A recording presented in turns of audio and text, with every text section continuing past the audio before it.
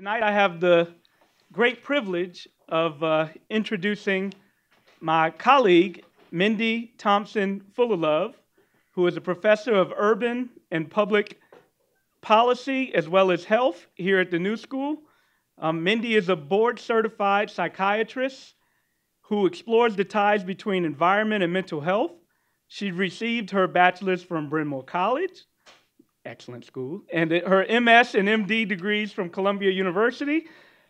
Dedicated to psychology of place, Mindy's research dates at least as far back as 1986 when she linked the AIDS epidemic with place of residence, and she continues to focus on the health problems caused by inequality more broadly. For the past 30 years, Mindy has been investigating how broken connections between different sections of cities harm public health and explores ways to reconnect them. She's prolific. Amongst her writings are the books Urban Alchemy, Restoring Joy in America's Sorted Out Cities, and then more recently, Root Shock, How Tearing Up City Neighborhoods Hurts America and What We Can Do About It. And then she's also published House of Joshua, Meditations on Family and Place. She's received many awards, including the inclusion in the Best Doctors list and 2 honorary doctorates, one from Chatham College and the other from Bank Street College of Education. And I can give a quick personal anecdote. When Mindy first joined us last year, I was traveling, and I was at a Robert Wood Johnson conference that was a gathering of some of their, I guess, biggest award winners for that year. I didn't win an award, I just happened to get invited. And I mentioned that I was at the New School, and the shock and joy amongst people's faces, they started to flow. They're like, so you know Mindy Fullalove. So that, I think, her reputation precedes her. I think that's the point. And then I felt like a little like chopped liver. I said, what about me? But so tonight's lecture, as you can see, is going to be about the ecology of inequality, making a new curriculum for a better society. It's all part of our overall New School race in the United States, 40 years curriculum of disruption, to address the 40 years of inequality, which you're going to hear a lot more about today. She has co-authors, and I'll mention their names. They are Bill Maresh, who's right here, as well as Robert Simber, who's also right here. So without further ado, Mindy Thompson Fullalove.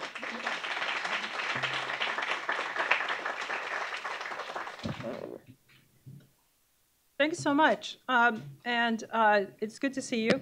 This is Curriculum Disruption Week. So, can everybody hear me? Awesome. A little closer to the mic. This is Curriculum Disruption Week. And the idea of curriculum disruption is that you put aside business as usual and talk about 400 years of inequality. And that's what the buttons are about that you're seeing. So that's what I'm going to talk about. And because this is Curriculum Disruption Week, the class that I usually teach, which is Political Economy of the City, is here tonight. Woo! So this is exciting. I'm a psychiatrist, as Derek mentioned. And psychiatrists think about things like loss and grief and the passage of time. And one of the experiences that I had, which taught me a lot about the passage of time and which made this issue of why observe the anniversary of 1619 and the first arrival of Africans in Jamestown to be sold into bondage. Why spend time doing that? So the roots of my thinking about this are in a project that my research team did right after 9/11. So 9/11, for those who were in New York, we all lived through this. Those of you who weren't, it's extremely traumatic. It quickly got billed as something that happened to heroes and victims. So if you were in the Twin Towers and you died, it happened to you. But if you lived next door, it didn't happen to you. But this was obviously not true. There were huge buildings. You could see those buildings from Bear Mountain to Cape May. 50,000 people a day went through those buildings. And because of where they're situated as a transportation crossroads for the city. It was truly a main street, a vertical main street of the city. And not just of the city, but of the region. Wherever you went in the region, you would see the Twin Towers. So the kind of thing that every electrician painted on his truck, every pizza parlor had the Twin Towers. You didn't even realize how many places had a picture of the Twin Towers until after they fell. So we decided that all the focus was on trauma to individuals, but that wasn't a good way to summarize all the trauma. Trauma had happened to the whole region. And how could you heal the whole region? So we said the way to do that was to get all the organizations that were concerned with the social and emotional recovery of the city to work together. And we called this project NYC Recovers. And the first thing we did was get a logo. Everybody here who's in Parsons would agree that's the first thing you do. But after you have an idea, then you get a logo. And there was a designer who'd been displaced from her offices in Lower Manhattan, couldn't go to work, had time on her hands, so she made this logo for us. And there are a couple of things that are important about this logo, which I think perfectly captures what we were trying to say. One is that notice the buildings, that the buildings don't touch the ground. This is the genius of designers, right? That they could take a feeling that you're having, which is that the world has been torn apart, and then show you actually really what the problem is that you're not grounded anymore. And then she put our hearts where the Twin Towers were to show that this was about our heart, our love of the city and what had happened. And then finally, she made it in this very light gray. These are all ways, very effective ways, I think, to symbolize the trauma that we were going through. And one of the things about trauma, anybody who's had a traumatic experience, been in a car accident, fallen out of a tree, whatever, is that time goes out of control. If you think about all the people who've just lost their houses in California, they don't know when they'll ever have a house again. So the time of, oh, I'll go home and cook dinner, when will that be? When will they ever be able to go home and cook dinner? It won't be for a long time, but how long is that time? As we worked through this project through that year, so starting on September 11th, through this year of recovery, what we noticed was that there was a pattern to the year. And we came to think of it as the ritual calendar. And that this ritual calendar was truly the warp and woof of everybody's life. And that by bringing the ritual calendar into focus, we began to reestablish time. And by reestablishing time, we connected people to the ground. Because the ritual calendar is our shared calendar. For example, the first big event after 9/11 was Halloween. The second was the holidays. People were frozen. Could they say Merry Christmas? Could they say Happy New Year? Was it hard to, you couldn't say those words. The official response was to say, just have closure. In fact, they started saying have closure a week after the event was over, but nobody had closure. So what we learned was that thinking about Halloween, Christmas, New Year's, St. Patrick's Day, Easter, Passover, as we went through this ritual calendar and as we asked organizations, what do you think the people you serve need in this moment so that they can recover?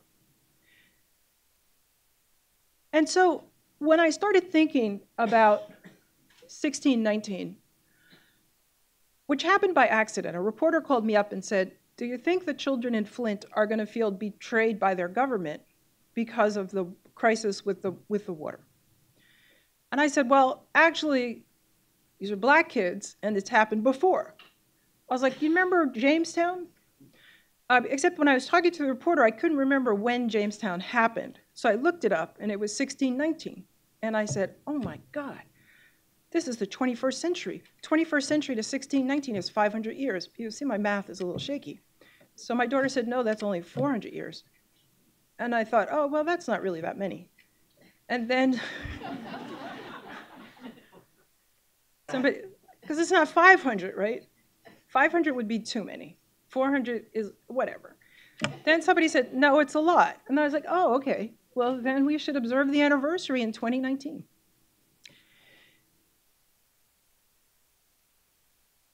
Thinking about these 4 centuries of the Black experience, so many things have happened. But one of the first parts of working on this anniversary was to teach a course called 400 Years in Inequality. And my class made this timeline. And we made the timeline by following 4 lines of inquiry: African American history, women's history, Native American history, and working people's history. It turns out that Jamestown is depicted as sort of, swaggering white men and then Africans who are being sold into bondage. But there's a lot of other stuff going on. They're bringing the Africans over to work in plantations.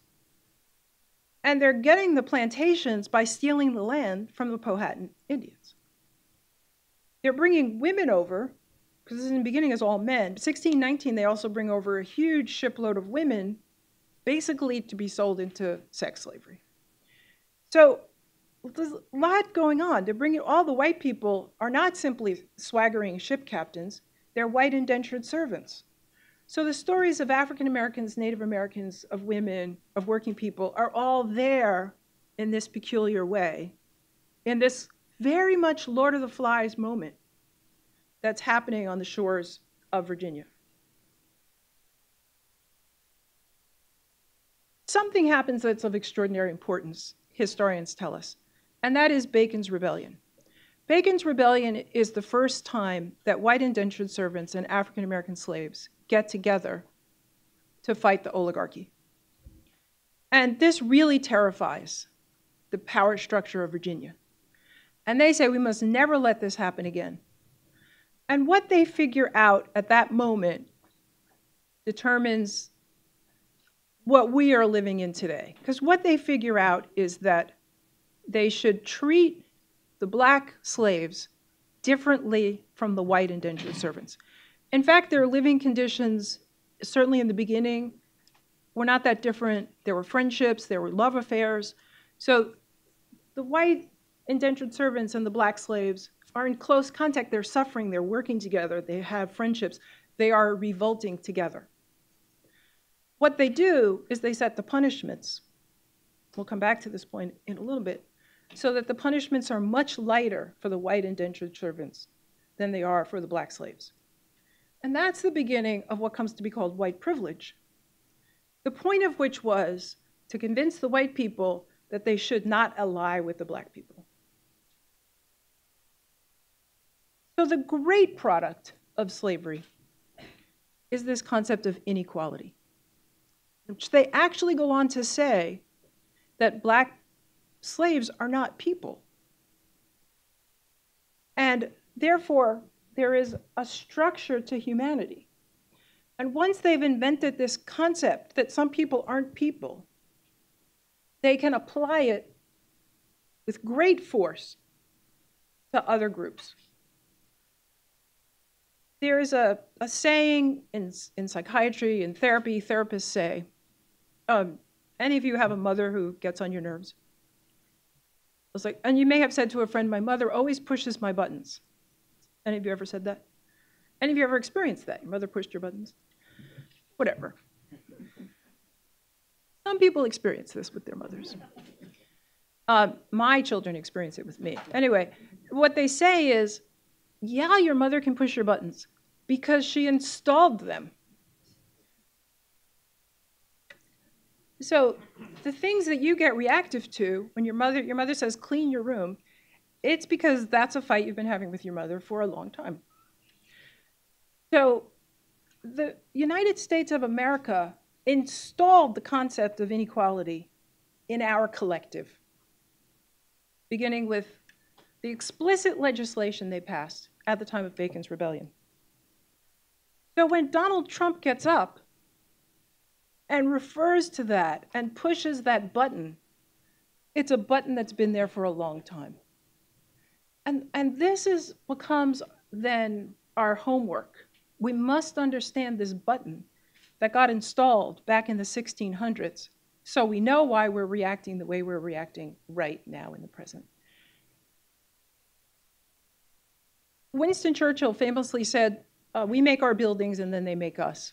By analogy, we made our social system. We wrote in the Constitution that slaves would be counted as 3/5 of a person.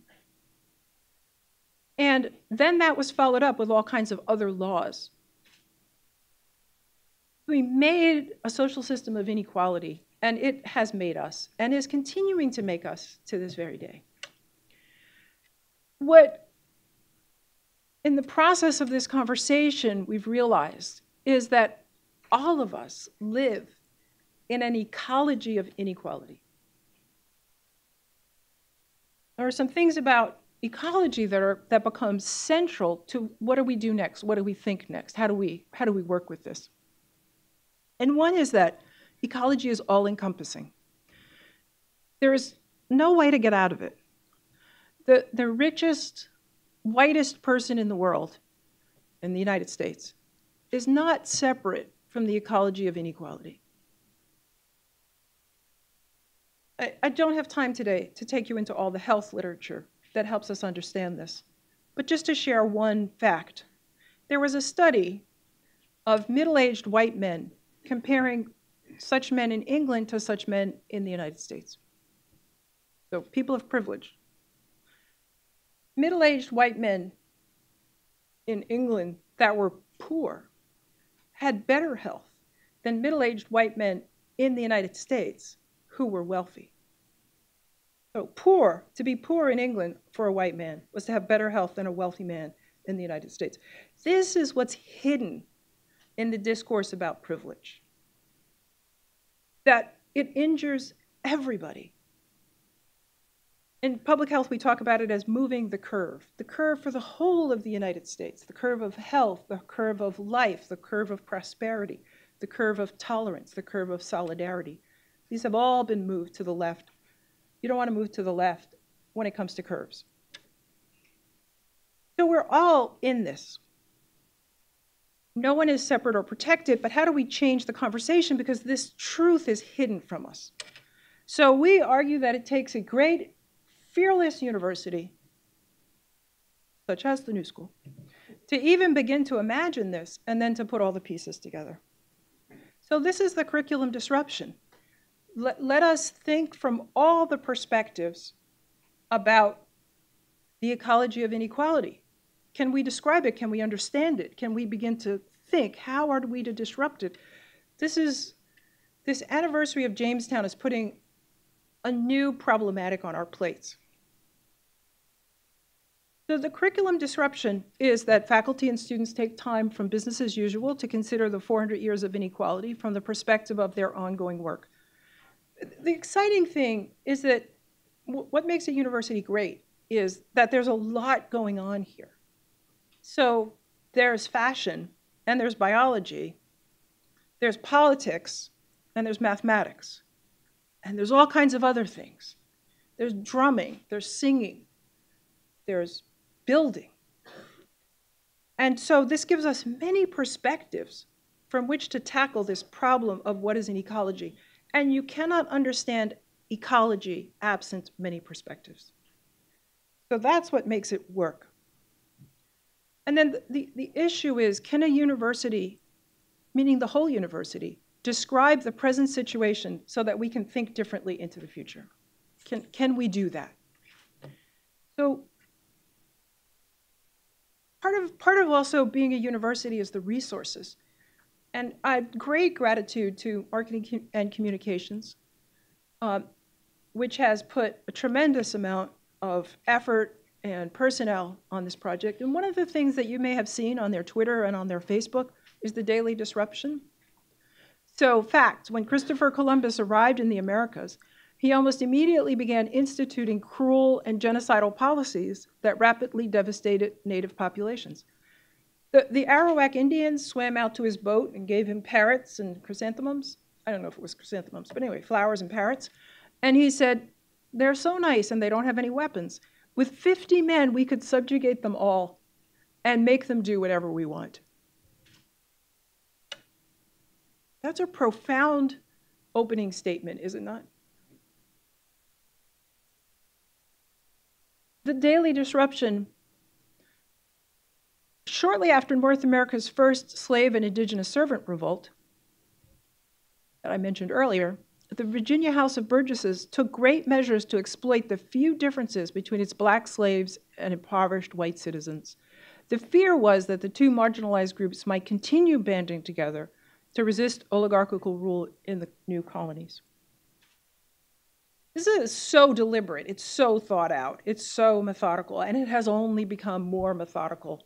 And in all of our courses, in all of our work, we can think about this question: how is this man-made rift between black and poor white citizens still in effect today?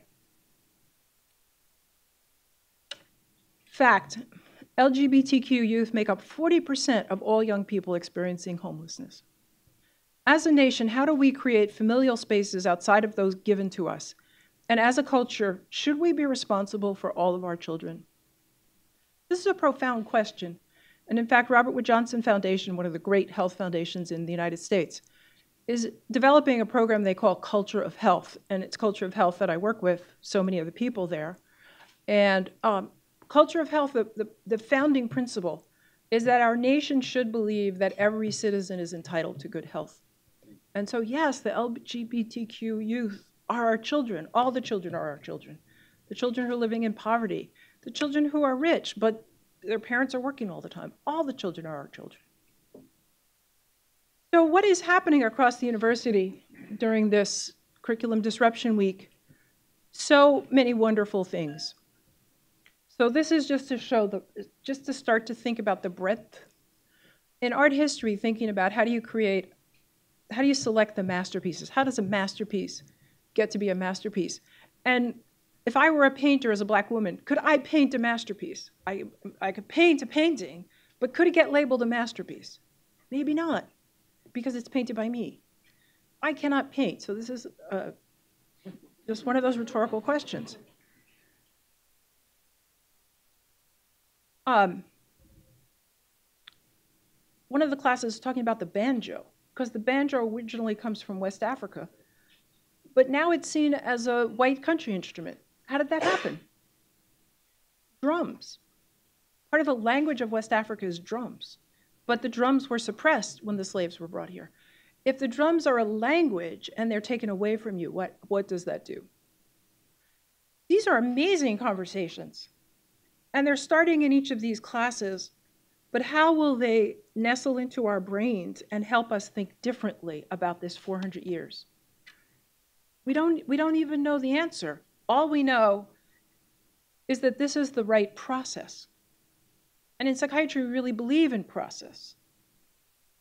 Ask the right questions, do the right research, have the right gatherings, and you will get to the place you need to get to. We are accumulating a new sense of history, information from many perspectives, awareness of the upcoming anniversary, and commitment to its observance. So how do we have a people's observance of the anniversary? One of the things about the first anniversary of 9/11 was that the people were in Union Square, and it was wonderful. And then there's the establishment, right? And the establishment always goes to the site, and they have speeches. And for many of the families, it's really very important. But it's sterile, and it becomes about flag waving, it becomes about justification for war, it becomes about xenophobia, it becomes about Islamophobia. So such things get taken over by the establishment to serve their ends. So how do you have a people's observance? How do you have that feeling, you know, those great steps in Union Square? Those were just filled with people doing all different kinds of things. It was one of those most beautiful healing days for me, sitting there. Earlier in the morning, we had been in the South Bronx walking a labyrinth, and then just so many things to go to that were the people's observance. How do we do that? So we developed 5 habits of highly effective people's parties, which we are now going to share with you. The first is acknowledge everyone's suffering, including your own. We all have skin in this game. I really, as a psychiatrist, I want to tell you and certainly in the lineage of psychiatry, if you think about the work of Frantz Fanon, he's trying to make it clear that this is madness, these Manichean systems. And being on the so-called top of the Manichean system doesn't make you less crazy. And more of us are on the bottom than have been allowed to know that. Everybody that's so-called white has been told they're somehow on the top. This is a lie. So how do we begin to acknowledge our own suffering? You think about the wildfires in California as something that's happening out there. But if it's one world, it's happening to me, it's happening to you, it's happening to you. How do you feel about the fires in California? What is your suffering around that? We must acknowledge our own suffering. We must acknowledge everyone's suffering. Second, we have to find the stories that give us sorrow and the stories that give us hope. We have to have both stories. Third, you're going to make a committee for the party. You got to have everybody on the committee, but especially teenagers. Because teenagers are the people that are liminal. They see the children, they see the adults. Teenagers know everything. And if you have teenagers on your committee, it's going to be a happening party. You don't have teenagers, it might be really boring. The second is don't be afraid to name the problems, past and present. Don't let the politicians and the bureaucrats insist it look pretty, or be nice. This is a brutal, brutal 500 years. We'll be putting our timeline up on the web. My 400 Years of Inequality class is editing it, but it'll be up soon. I want you to check out, especially 1619 to 1719. It's all about warfare. It's scary. You know, they were hanging women. They're just going. I'm telling you, it's really Lord of the Flies. And read Lord of the Flies. Look at that timeline. You'll be like, oh, it wasn't pretty. Columbus saying, I could subjugate all the Arawaks with 50 men. It wasn't pretty. So don't let people tell you the party should be pretty. The party should be good. But the issues are not pretty. And be sure to use this time to remember where we came from, but also to imagine where we are going. What are we for? What is the antidote to 400 years of inequality? How do we take this toxic concept that two people, one can be better than the other, and get rid of it? How do we get rid of it everywhere? I am not a better teacher than somebody else. I am not a better student than somebody else. I am not a better mother. I'm not a worse mother. I'm a mother, I'm a teacher, I'm a student. I'm just a person. We're all just people. How do we come to really hold that in our hearts? That's how we disrupt the ecology. Every time you say, oh, I have a cuter outfit. I have a better hairdo. I like my glasses better. Her glasses aren't cute. She looks weird. That's the ecology of inequality, seeping into everything we think and everything we do and every way we judge others. I am better or I'm worse. How do we get that out of our vocabulary? And how do we start right here, right now? You may say this is the best lecture you ever heard at the end, but after that, no.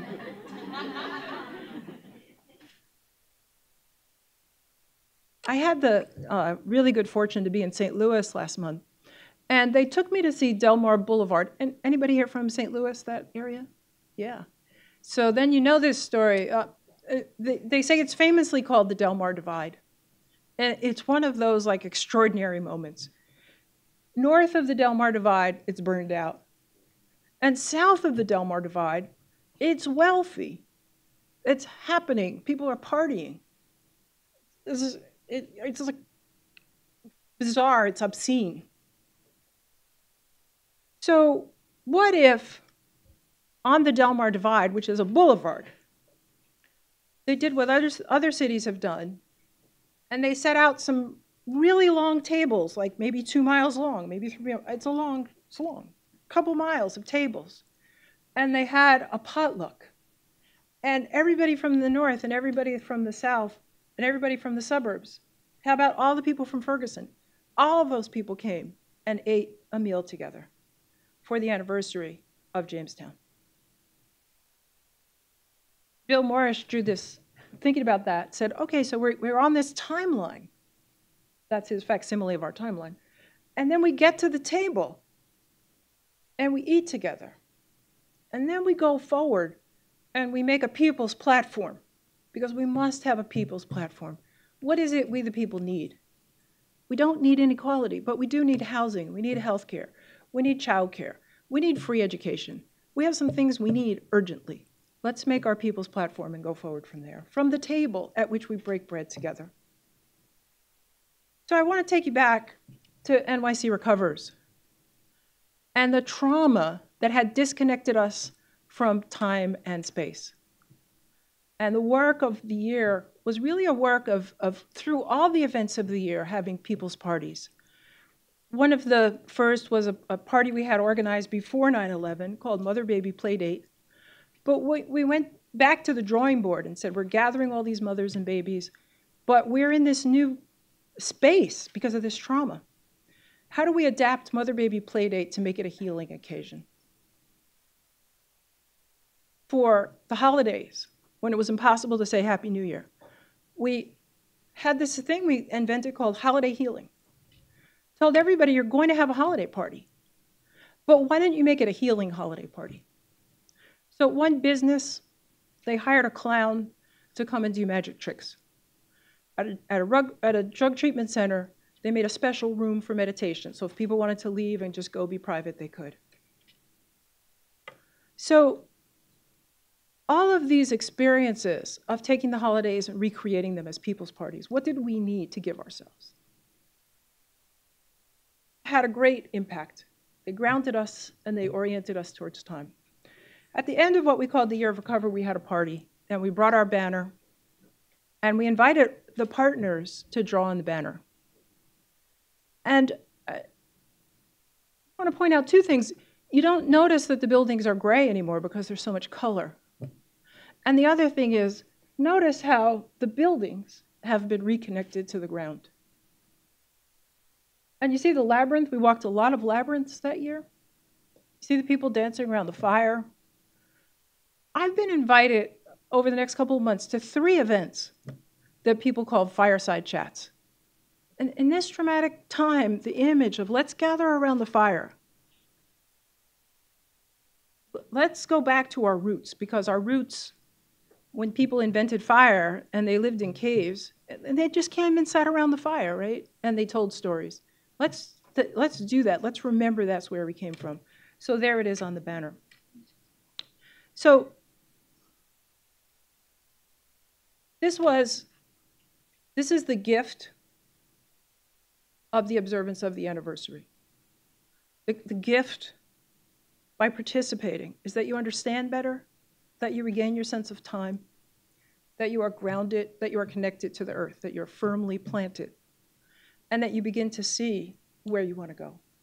We wanted to go towards this future of wind energy and canoes on the river and a lot of fun.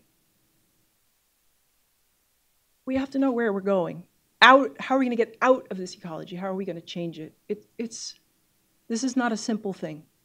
This is not a single policy. This is not a single new fashion or a single tweet. We are stuck in this thing that was made hundreds of years ago and meant to produce super profits for the people at the top. It was not meant for our benefit. How do we get out of that? I don't have the answer, but I invite you to the process. So thank you for your attention.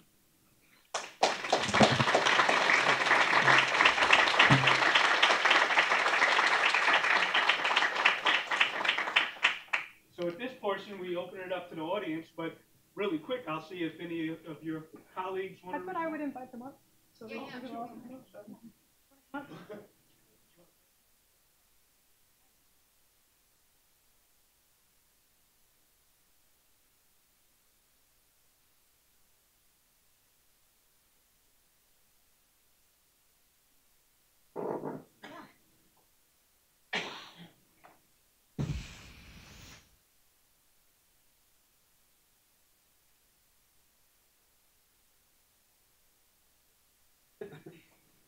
We wrote it together.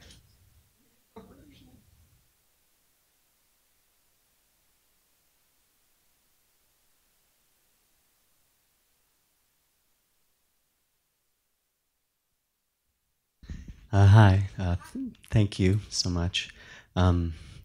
I don't know if this is so much a question, but since there was like a void, and I feel like this burning passion inside about something, I thought I would give voice to it and see if you have a response. Currently, there is a predominantly African-American community living in a public housing complex in Newark, New Jersey, that is living under daily fear of being displaced because the city has just filed an application to demolish their homes that HUD is reviewing. A handful of fellow classmates and myself are rallying together to connect with this community, help to tell their stories, working with the Ironbound Community Corporation, who has 3 different approaches, which is federal advocacy, local advocacy, and then legal strategy. But like just getting to know these people, spending time with them, seeing the vibrancy of their community in this public housing complex that's been condemned by people who seem to maybe have not even been there. That's suffering, like, I don't know, it's hard to be in contact with it. So I just wonder if you have a response to that, ways that issue can be brought into our community and how we can work with them.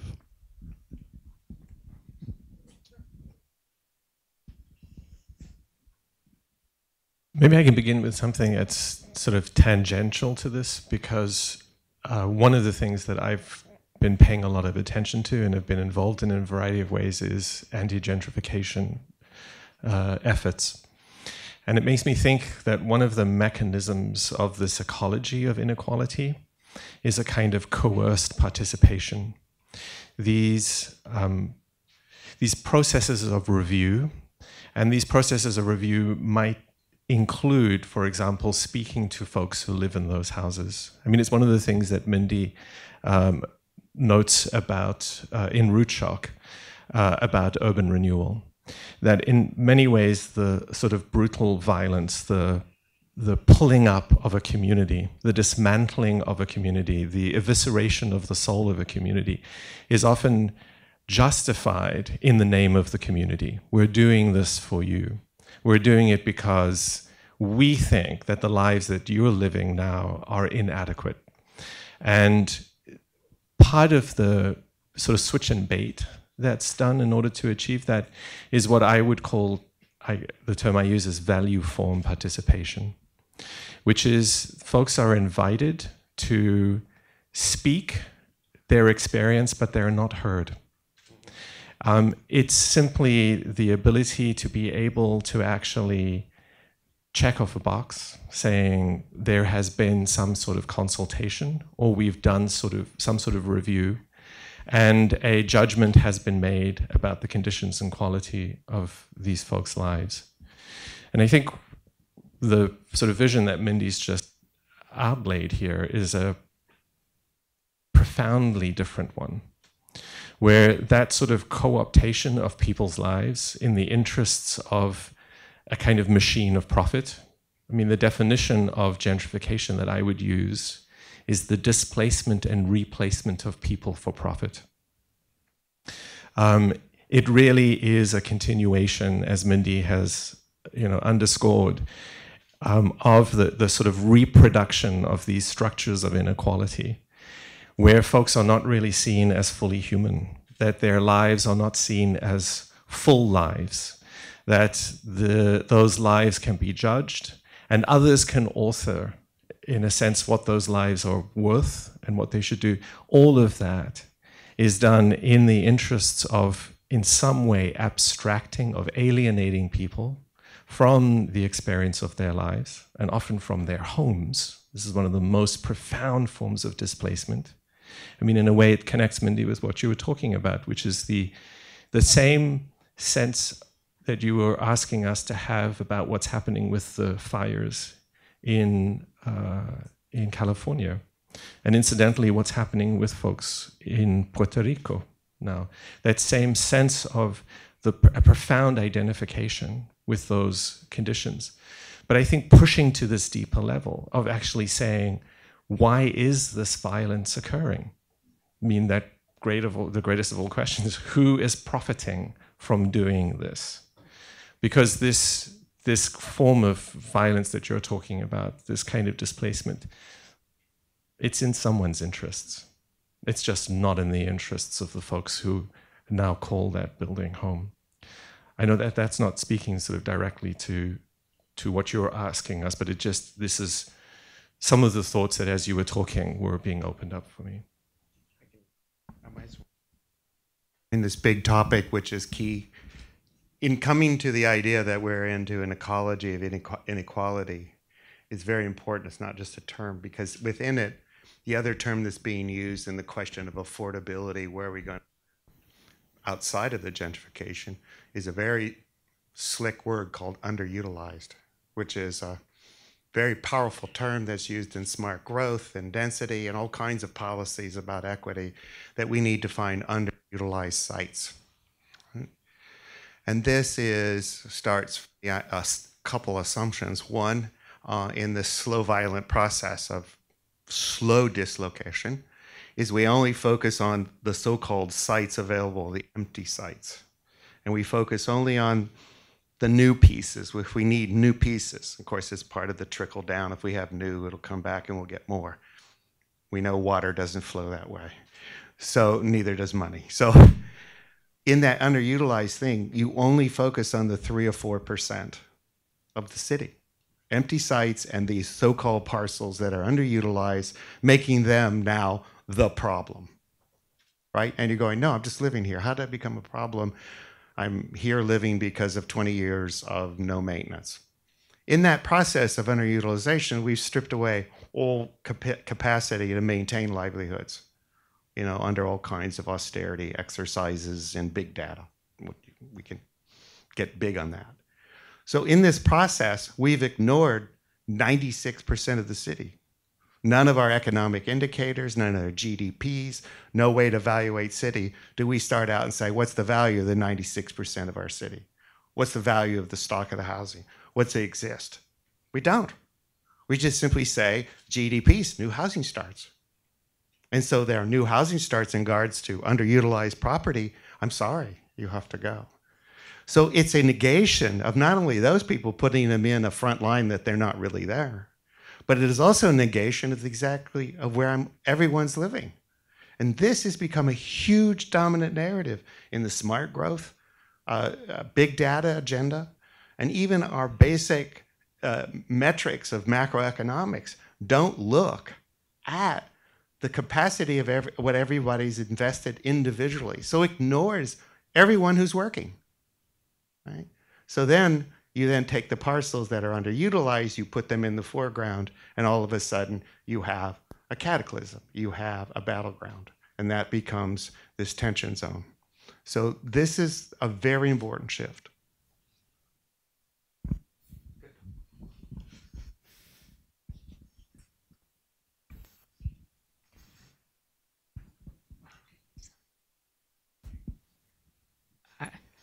So I want to push back a little bit on the notion that we all would be better off from equality in a few frames. One, the concept of white privilege itself suggests that there's a structure that benefits somebody, that there's property rights in whiteness. So there's material gain associated with having a certain identity. I'd say that the book from Eric Williams, Capitalism and Slavery, makes the case that as a result of slavery and inequality, the fuel for the Industrial Revolution came about, that it was the finance from the triangle slave trade that fueled industrialized America and Europe, et cetera. I'd certainly agree that in certain contexts, you have underutilized, I'm using your, that's not the way you intended the term, but underutilized resources that could be utilized better if you had more balanced structure, but that's context specific. And I'm gonna stop rambling on in a second, and I also agree that perhaps the way we measure well-being is problematic, that there's a focus on material, even in the framing I just gave, maybe psychologically, and that perhaps is the point, that psychologically or spiritually, our society would be better off if we allowed structures that allowed everybody to reach their full potential as opposed to having inequality. But I want to be careful with the narrative about inequality and whether somebody is better off or worse off, because to me it does a disservice to my ancestors who put up a lot of labor and I think were responsible for the paradigm that exists today and don't perhaps get their credit, but it was because of inequality that we might have some of the material growth, well-being that exists today. Those are profound questions, and we're just going to let them stay in the room.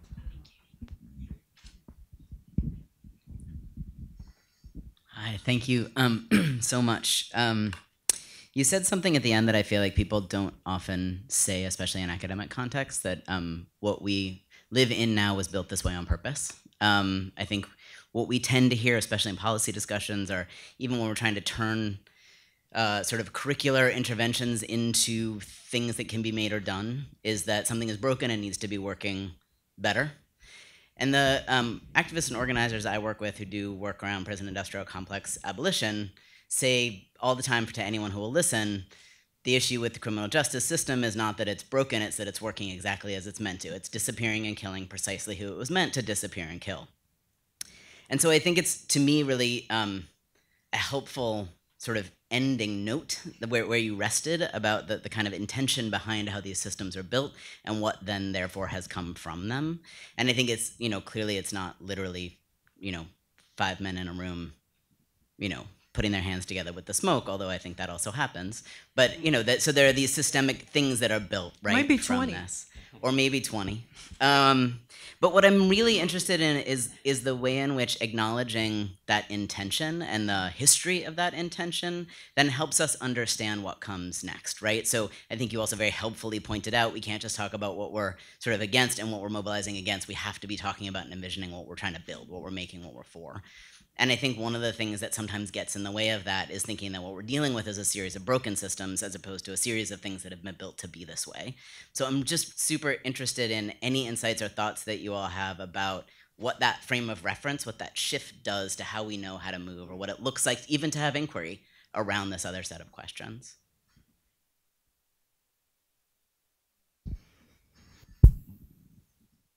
I think actually, and in science, we would say, actually, that's an empirical question. That the point of the curriculum disruption is actually to discover what does it do. We can make predictions. We have some hypotheses. But we don't know. All we know is that we've got to think about this, that out of this anniversary will come productive conversations, that the questions Derek put on the table, the issues you put on the table, these have to be thought through. But we also have to read. The one thing I would add to what my colleague said in answer to your question is sit down with your group and read Root Shock, which is stories of people displaced by urban renewal. It's the same thing. So read the history and see how it's repeating itself. Let's open up our conversation. So we want to meet again in January 2020 and say, so what did we learn?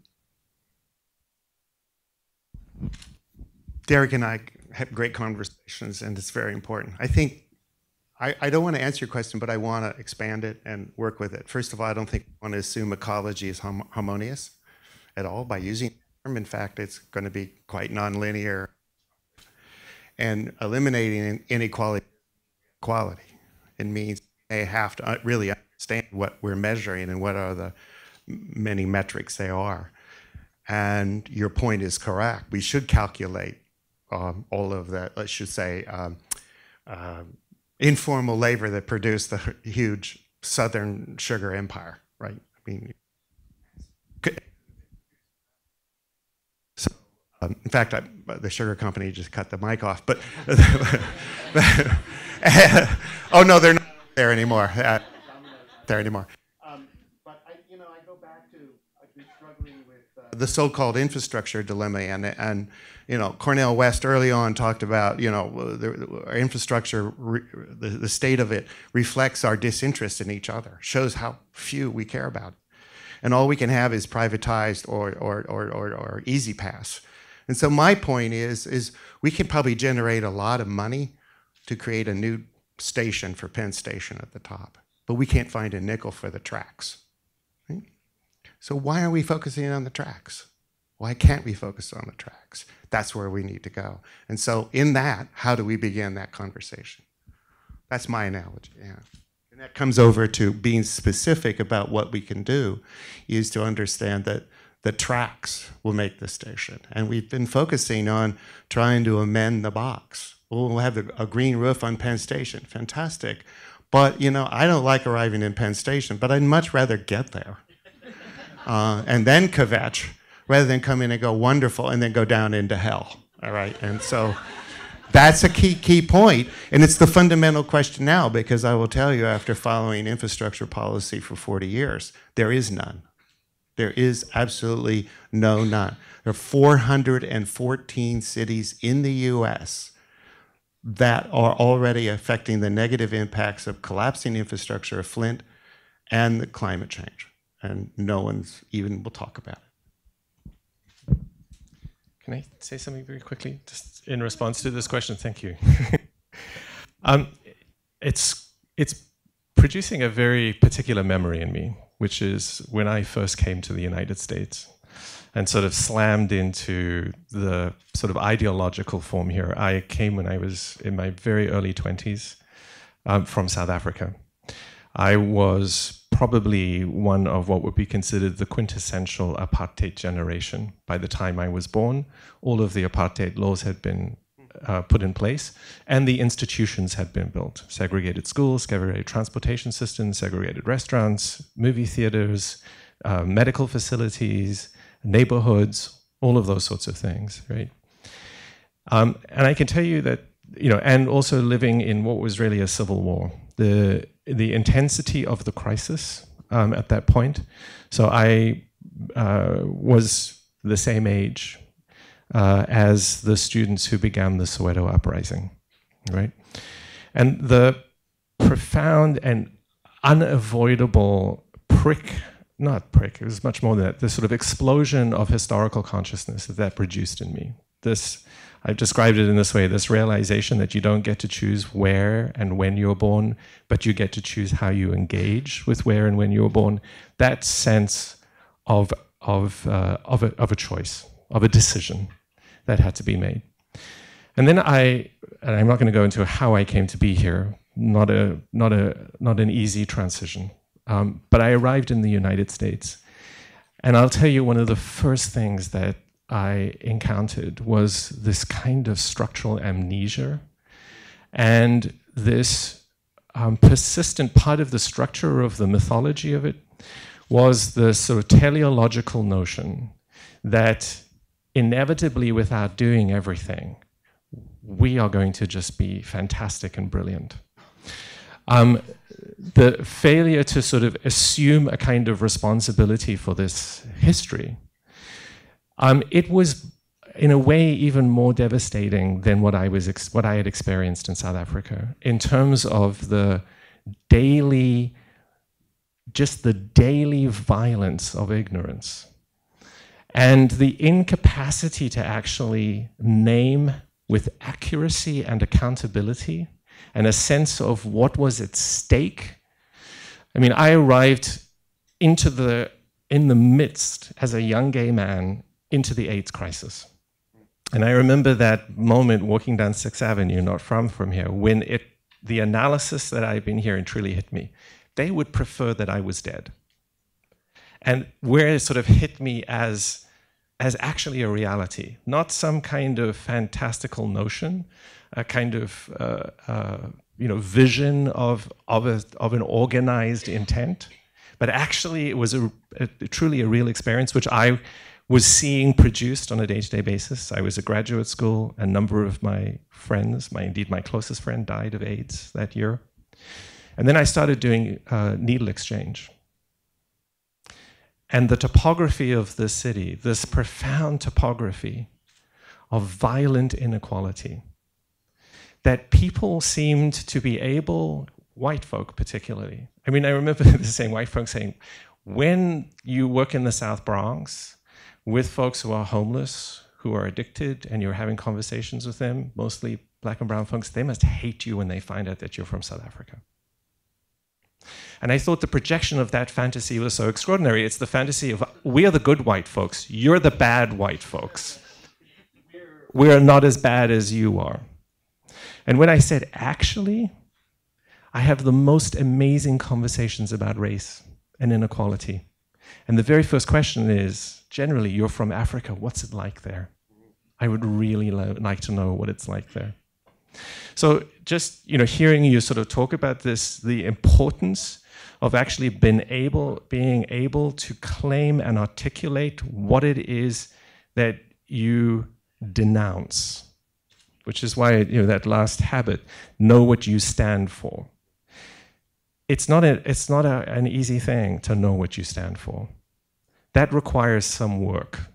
And part of the labor that it requires is the capacity to look at your life and your world as it is now and to decide what you want to unlearn and what needs to be dismantled. And I think there's something about that intentionality that's absolutely crucial. Paulo Freire, the Brazilian sort of radical pedagogue, says you need to denounce and denounce at the same time. It's not sufficient just to, the sort of American tendency, which is to, make it great again. It's going to be fantastic. It's going to be beautiful. We'll be the best. We're going in the right direction. Yeah, very soon, tomorrow. Yeah, you need to be able to denounce and announce. So I do think it's actually, thank you for, amplifying that component of what we've been trying to build here. I think there is something important, and the bigger the conversation around that question of what the intentionality is, what we understand the system to actually be doing is really crucial. Whoa, that was loud. Hi, I want to thank you all for touching upon the subject, and I want to talk about coffee shops for a second. My grandmother moved to Brooklyn in 1985 from the Dominican Republic.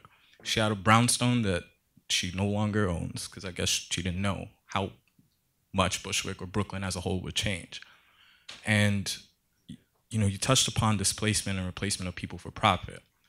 Now in Bushwick, on Irving Avenue is where my childhood home is.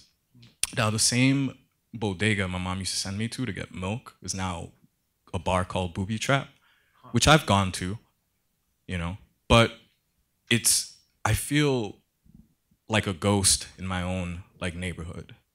And I'm not quite sure what my role is as a 20-something, seeing this manifest before my very eyes, how to preserve my history that's disappearing. And I for one don't really feel attached to Brooklyn anymore. I want to move. But it's fascinating to see that, with gentrification, I know coffee shops start popping up, and there's one in particular called Variety, which is close to the DeKalb stop. And you walk by and you don't really see locals hanging out. You do see a ton of MacBooks, you see a lot of intellectuals drinking their pricey coffee. It's a thought. I don't really have a question, but what I've gotten from this lecture is that we do have to confront our realities and make sense of it the best we can. And I'm grateful for that timeline, because the more I know about my history, the more I can place oh, this isn't shocking anymore. Gentrification, I guess, is it's all led to this. But I don't really know what to ask, but I just wanted to put that out there. I would just tell you a story because, again, the question of time and history, what are the flows, what are the pieces that we continue to be part of the transactions of our life? I'll use that word intentionally. What is part of our livelihoods rather than what we consume? And I think there's a big difference there. And I think there are some people beginning to understand that consumption doesn't generate more transactions. That's a whole nother conversation. And transactions isn't about harvesting data. It's actually meeting other people, and therefore you come back to it for multiple reasons. And I think there are a number of places over there that I know the owners, that they believe that that's what they want to have as their restaurant. It'll be there forever. I'll give it a plug, Lighthouse on Borquin. These are people there for the long term who actually use Bill McDonough's book Cradle to Cradle as a basis for creating their restaurant, and they work with waste going to producing fertilizer and all kinds of things. So their goal is to become part of the new tradition, but also carry on a tradition of livelihoods, right?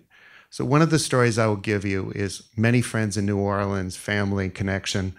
Prior to Katrina, there was a trend of chefs and musicians leaving, which is sort of like, there's no more cabs in New York. Well, cabs or Uber, which is like, well, let's just go home. No more pizza, no more Ray Pizza. And you just go, what's the point? And then it collapsed. They couldn't get access to food. And a good restaurant owner friend of mine said, you know what? We had to learn to cook again with the ingredients we have. And we found the ingredients were next door. So they had to go back and remember what they were doing. They moved from a brand to selling and talking about culture and food. And some of those have returned and saved it. But there's a battle down in New Orleans because there's the trade of the flavors of New Orleans as opposed to carrying on those traditions. And that's what I think this school and others can produce, is those activities which strengthen the ties and livelihoods. That becomes the economy that's more resilient than any brand.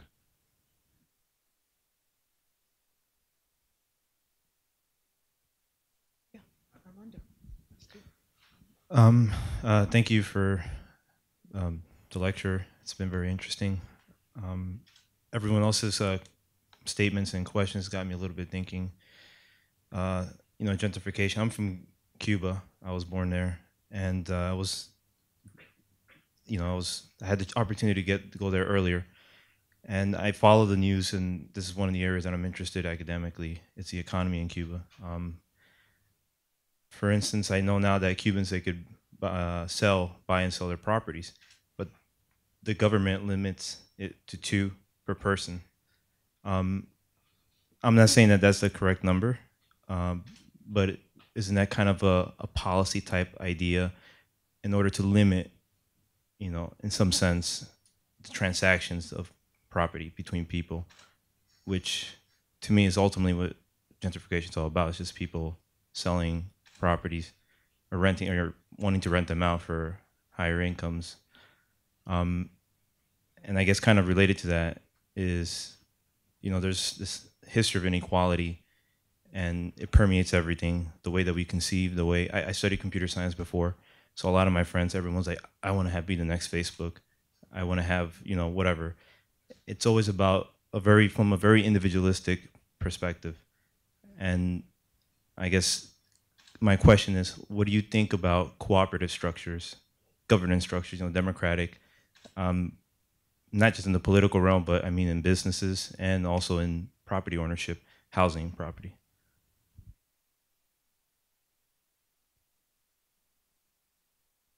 Thank you for that question.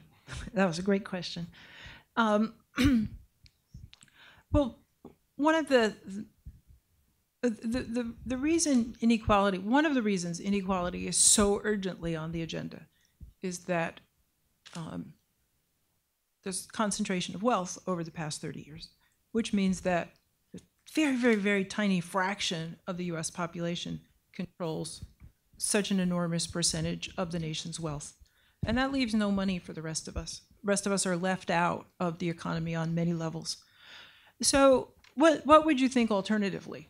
What can happen? And that's where we need to be thinking creatively. How would we like to see tremendous wealth in this nation? How should it be distributed?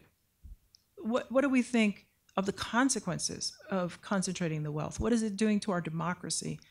And then furthermore, what are the tools that they use to be able to hold on to the wealth? Because one of the main tools that they're using is to incite racism and turn people even further against each other. This button that they installed in the 1600s is getting pushed a lot these days. This is the profound issue, is that the concentration of wealth, even the New York Times says, is a challenge to democracy. And it's a challenge to democracy as a social process. It's a challenge to democracy as an economic process, as a political process. So it's this larger question of what do we want to do about the wealth of the country. And how are we going to get to these new decisions? So when we had the New Deal, we had much more equitable distribution of resources. So how do we think about that? What are the forms? Those are the great questions that lie ahead.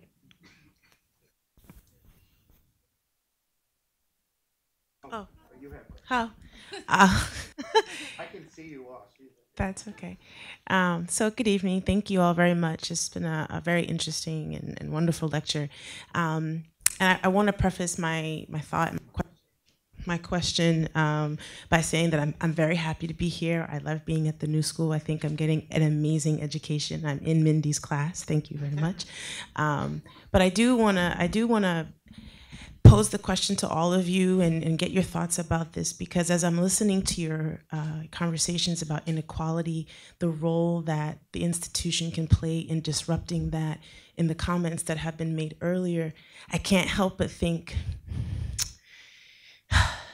the people that probably need to hear this or have this information can't access it. New School is a wonderful institution, but it's extremely expensive. It's in a very gentrified. And that's not to say that you guys don't deserve the money they pay you, you know. And you know, but I think about, you know, I've been sitting here thinking about, you know, I also grew up in and thankfully it's still an ungentrified part of New York City, you know, where I went to school and the sacrifices my parents made, and every decision educationally that allowed me to access higher education and access certain, you know, opportunities, whether it be travel or academic or professional. And I know every time I ascended to another level, I left about 5 or 10 of my neighborhood friends behind. And, you know, I got a scholarship, they didn't. So that means the access that I had, they didn't have. And the things that I know and experiences that I have continue to exponentially grow for me. And so I'm curious, you know, I have a fellowship, I work at a community board in Central Harlem, and these are the conversations that those community members need to have. They need this information. But I'm one person, I can't be there all the time, and they work. I mean, these are the workers, right? These are the people who are actually out there experiencing the root shock and the displacement and the gentrification, and they're really only have enough energy to focus on the next day. You know, they don't have the kind of time necessarily to think about these large sort of macro issues the way that we do. And so I won't go on and on, but I'm just curious what your thoughts on about how we move this, how we access the folks, or we grant access to the folks who need this information. Great question. And I just want to say that having worked in Harlem, many poor communities for my whole career, the community boards are very active and they do stuff. When October 12th to 18th, 2019, just write it down in your date books right now, when that rolls around, they will be doing something to observe the anniversary of Jamestown. They will be remembering Jamestown.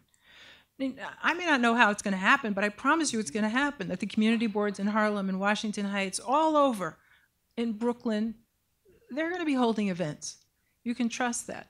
So part of our job as a university, one of the great roles of the university is, how do we turn outward? How do we share what we're learning here? How do I teach you so you teach them? Each one, teach one. In medicine, we say, see one, do one, teach one. So that's what you have to do. And all of you have to do that. Learn and take, oh, it's still alive. Learn about this and then take it someplace. Because, you know, how do things go viral? I don't know how things go viral. But I do know that October 12th, 2019, there'll be things going on all over the United States of America. And it will have started right here. It's starting right here, right now, this week. So how it will go out with your voices. I mean, thank you.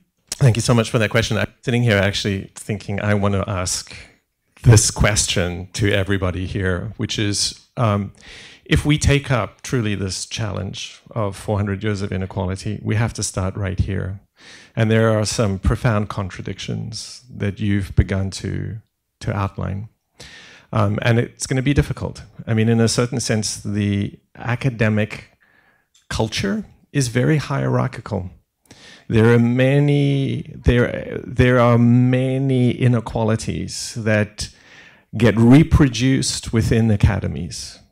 And there are some very complicated and deep questions. I have some of those questions in the classes I am privileged to be in a number of times a week here. So I do think this is a conversation we really need to be having. And the extent to which an institution, an educational institution, is part of the fabric of inequality and reproduces that inequality, we really need to also think about not just what happens in here, but how the institution of the new school sits within the broader sort of structures of certainly economic reproduction that occurs. I know that there are attempts to disrupt that, but there are many programs that are fueling folks in order to be able to go out there and to keep the machines of capitalism and profit through dispossession continuing. So these are very difficult and complicated issues. Just one other thing I want to say is, just sort of adding to Mindy's point, is I do a lot of organizing and have for over 20 years now with LGBTQ folks of color in New York City, specifically for those of you who know it, the house and ballroom scene. This is a constituency that has multi-generational, that has survived for a long, long time, and has rigorous pedagogical processes and analytic processes. There is, in fact, some of the greatest learning I have done is within those spaces. I have had the great fortune of spending many hours in the Black church. That's one of the greatest schools that I know of. And just to sort of go back to what I was talking about earlier, some of the most piercing insights about New York City came from folks I was working with when I was doing needle exchange. I was sitting in East New York with homeless folks who had a perception and knowledge and an understanding of the city that would circulate through those networks and communities. So it's not just that we somehow, in this particular pedagogical configuration, produce profound and valuable knowledge. We need to figure out how to be in humble dialogue with these other places of learning in order to be able to bring into our space the profoundly rooted analyses of the understandings of inequality and how they get reproduced that exist outside of spaces of privilege. And this is a space of privilege. And with privilege is going to come ignorance and blindness. So we are going to need to know how to work outside of the space in order to be able to really have those kinds of robust and transformative conversations. So my question actually is, that was a great segue, yeah. So, as like a native New Yorker, I grew up in Bed-Stuy, and I'm back living in Bed-Stuy in the house that I grew up in, and my neighbors don't look like they used to. And some of it is because a lot of them have died, but some of it is because many of them were bought out. But I think that I do a lot of organizing with queer people of color in New York City, and this conversation of what we've sort of mockingly, jokingly, for lack of a better way, come to talk about of like organizing in the hood, right? Like, how do we have the conversation? Like, nobody's talking about intergenerational, womanist, queer lensed policies to your Mima in Crown Heights. Like, you're not doing that, but she understands that lens without that language. And so I'm always really interested about how it is that we get these conversations, the conversations that I'm having here, to this intergenerational lens that you talked about, Mindy, of like, you need teenagers in the room. I got to explain to a teenager what queer is, what intersectional is, what inequality is. Like, I have to explain those things, but they get it, right? They can have that conversation, but they often are not invited to.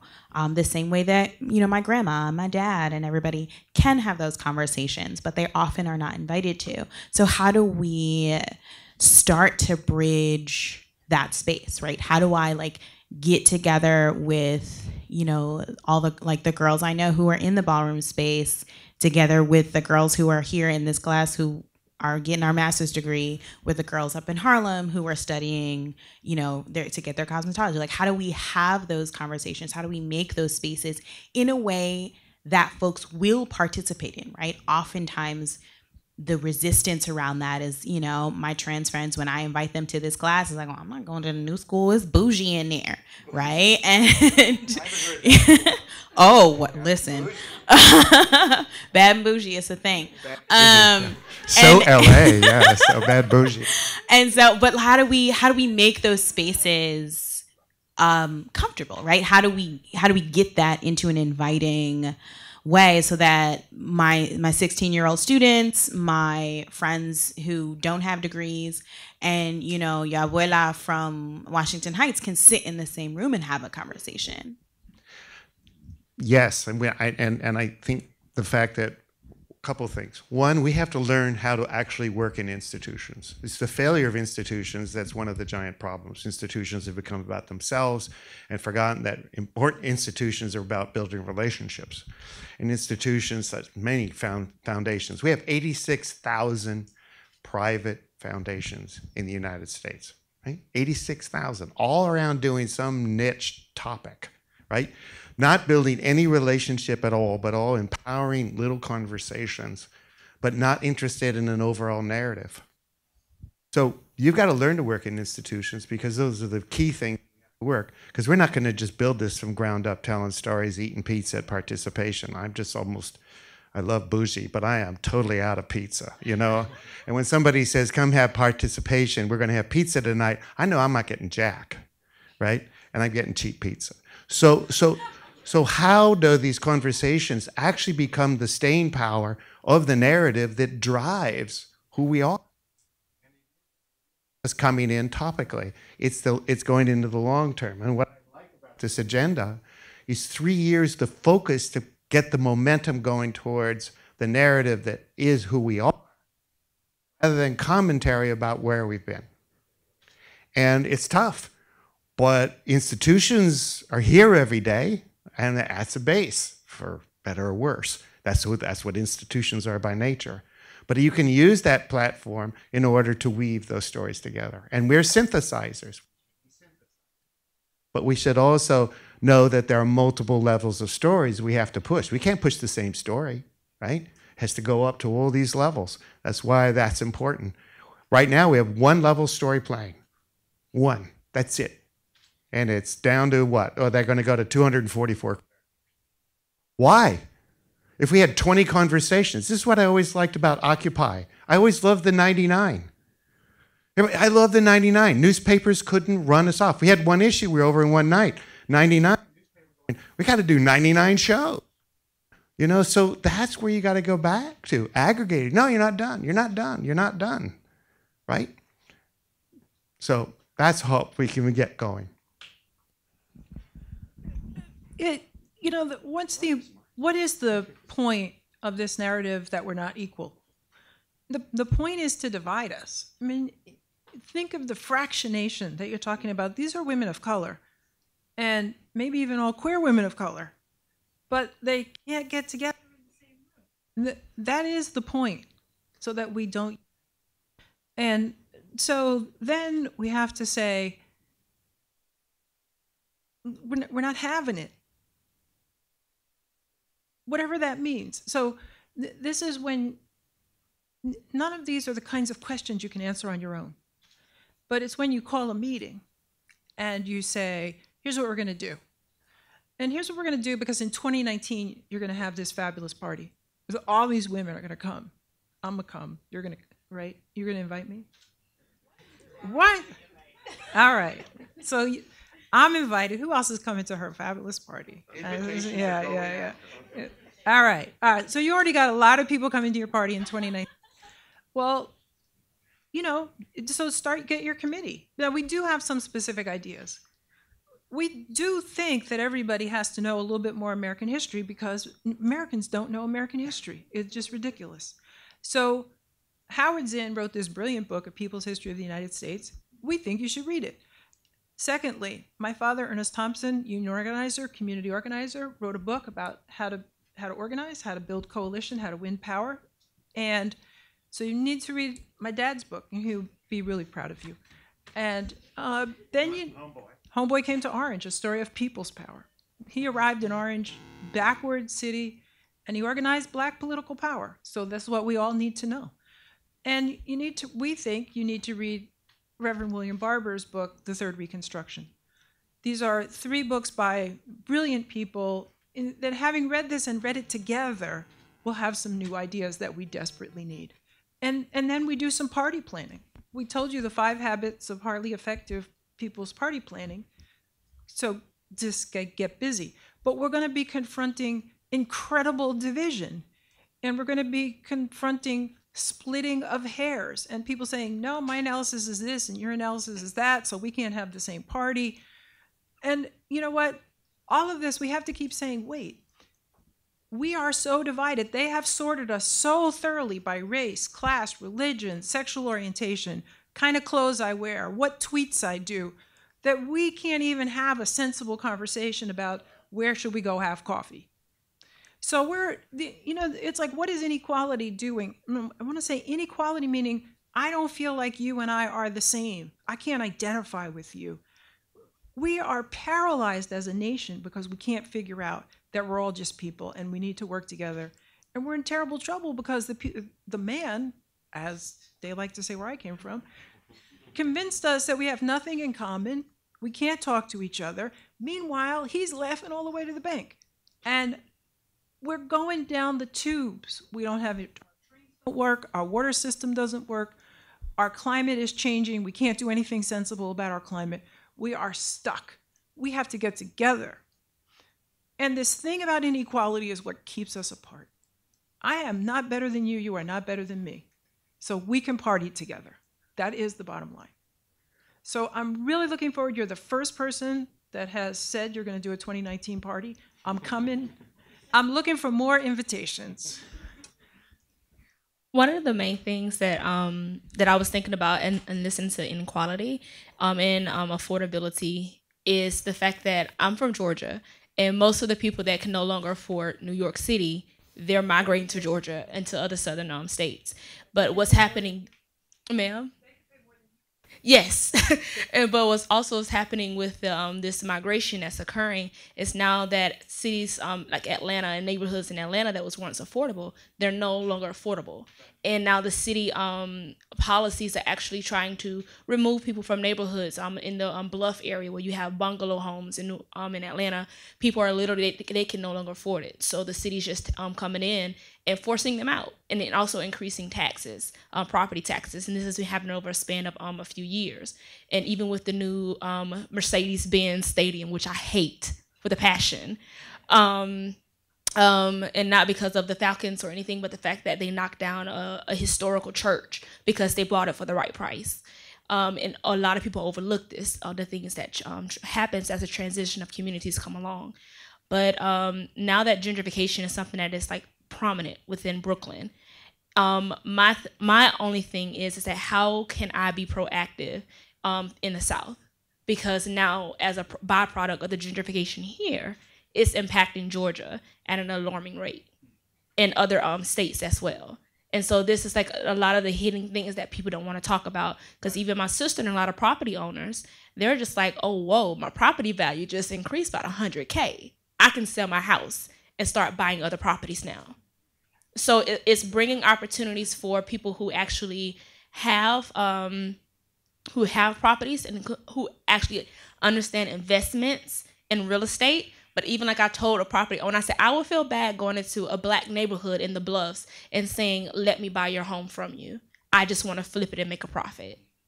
And so even with inequality, once you understand what's happening, if you want to make a profit and you understand what you have to sacrifice in order to make a profit, how do you even digest that? Because real estate is one of the fastest ways to make an income in the United States. And there's a huge disparity between white and black wealth in the United States.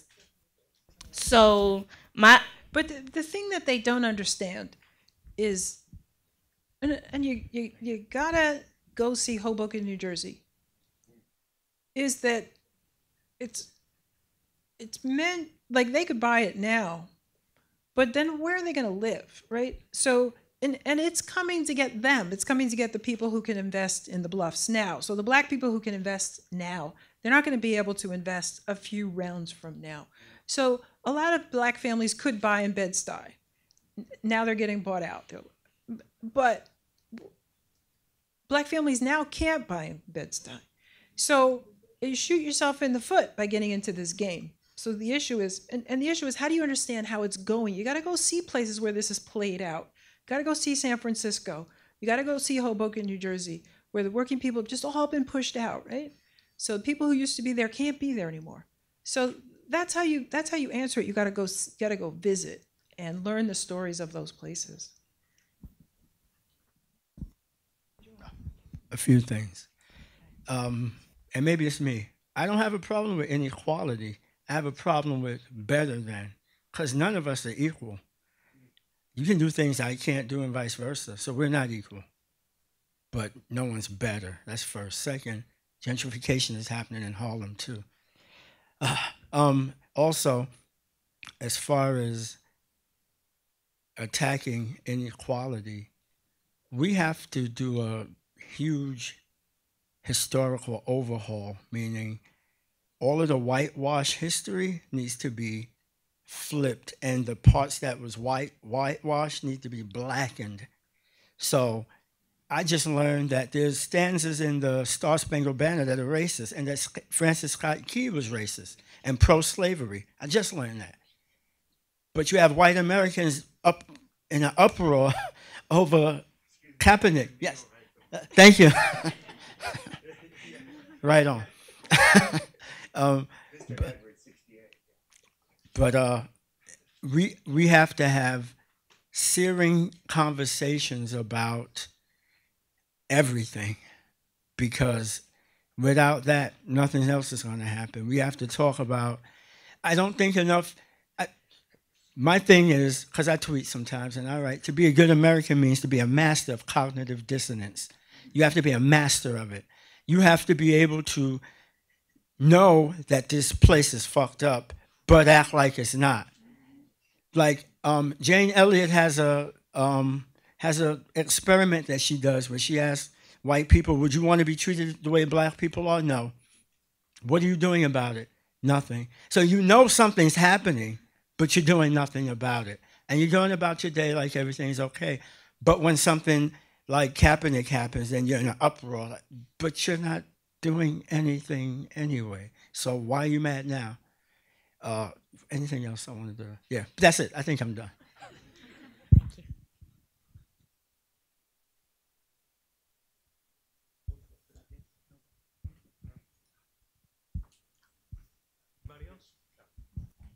So we are winding down. I guess I'm going to certainly give the panelists another chance to say.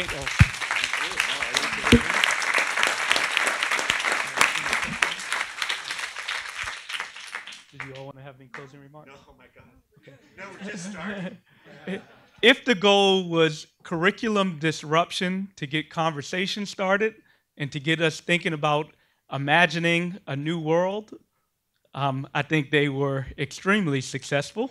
And then I also want to point out that this is being live streamed, or at least it will be archived to be presented live streamed. So the university at least is recognizing the need to be more accessible, but your comment was spot on about some of the inaccessibility of higher education and the need to expand it more, to make it more accessible. But I do want to give a plug to my university for at least making this space open to the public and trying to make it publicly accessible via technology. All right, so that said, thank you all.